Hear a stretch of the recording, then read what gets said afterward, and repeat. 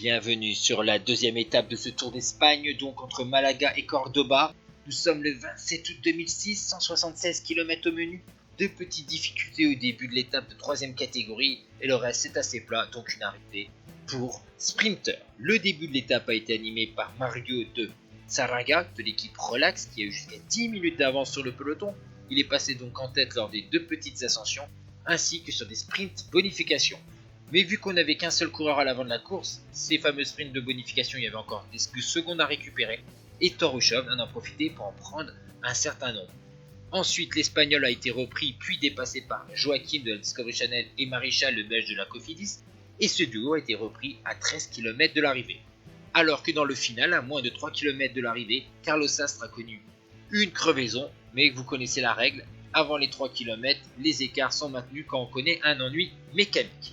Au niveau du plateau des sprinteurs maintenant présents sur cette Volta, il y a Paolo Bettini, le champion d'Italie, vainqueur de 2 étapes de Tirreno, lauréat du Grand Prix du Gano, 2e de Liège-Bastogne-Liège, 7e du Ronde, 8e de l'Amstel.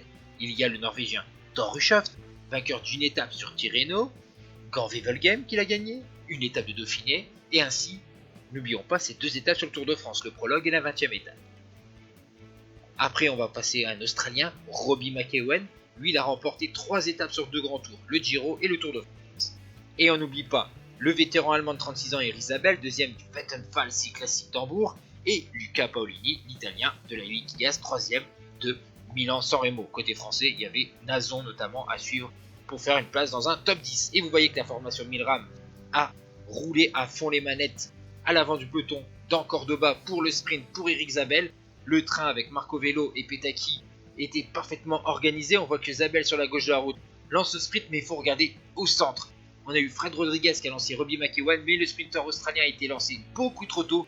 Et on voit le champion d'Italie déborder tout le monde dans les derniers mètres et s'imposer devant Torushov. Super victoire de Paolo Bettini sur cette deuxième étape.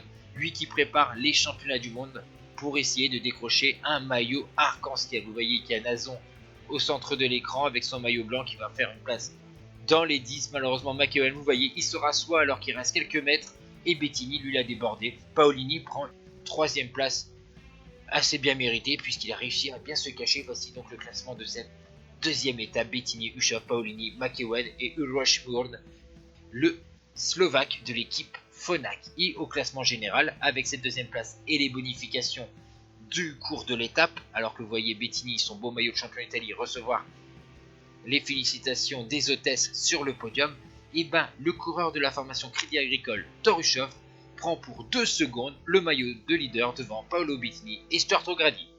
Ciao tout le monde.